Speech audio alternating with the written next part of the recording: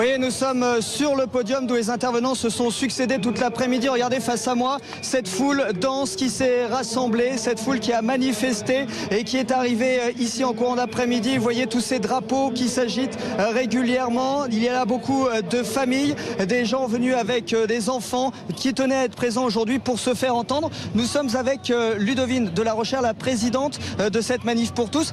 Quel est le message que vous vouliez faire passer aujourd'hui? Le message, c'est que nous défendons absolument les droits, le droit de l'enfant à avoir un père et une mère, et nous défendons les familles. Les familles, c'est un lieu de solidarité, un lieu d'éducation, un lieu d'avenir. Et la famille, elle s'occupe des enfants, elle les élève et elle prépare la société de demain. Donc nous demandons au gouvernement de dialoguer avec les Français sur tout ce qui concerne tous les projets qui portent sur la famille. Nous demandons que le droit de l'enfant à avoir un père et une mère soit respecté. C'est une valeur républicaine, c'est une valeur universelle dans laquelle tous les Français se retrouvent. Tous les sondages le montrent. La famille est plébiscitée par les Français. Nous souhaitons, nous défendons, nous manifestons pour la famille. Gros rassemblement aujourd'hui, ce mouvement il va se poursuivre. Mais bien entendu qu'il se poursuit tant qu'il y aura des projets comme la réduction du congé parental, comme un projet de coparentalité, comme le projet d'ouverture de la PMA aux couples de femmes, la procréation médicalement assistée pour le couple de femmes, etc., etc. Tous ces projets, et malheureusement ils sont nombreux, tant qu'il y aura des projets de ce type-là, nous serons là dans la rue et nous serons là bien sûr aussi pour faire des propositions pour la famille et pour l'avenir. Les deux, contestation face à des projets iniques et aussi proposition. Nous sommes en train d'écrire avec les familles françaises une proposition de loi famille. Nous la présenterons le 8 mars prochain à la Mutualité. Merci à vous. Et donc ce mouvement qui va se poursuivre, vous voyez face à nous la foule qui est encore rassemblée ici très densément.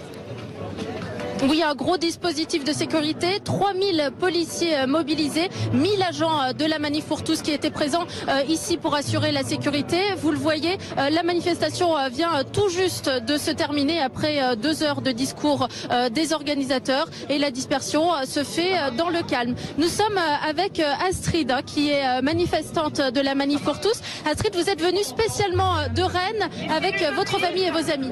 Oui, on a fait route ensemble en voiture, un aller-retour en partant ce matin et on va rentrer tout à l'heure. Voilà.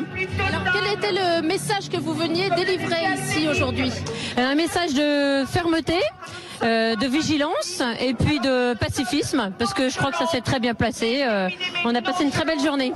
Quelles sont vos revendications? Grande vigilance, retrait de certaines lois et de certains projets.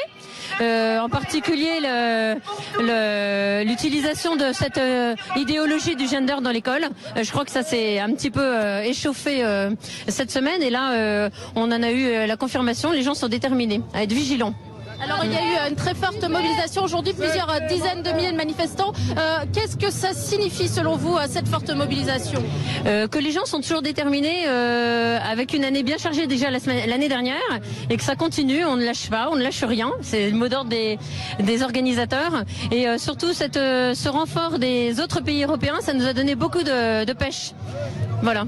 Alors voilà, comme Astrid, la plupart des manifestants nous disent qu'effectivement, ils restent déterminés, qu'ils n'hésiteront pas à se remobiliser lors de prochaines manifestations. Kelly Lafont en direct du cortège parisien.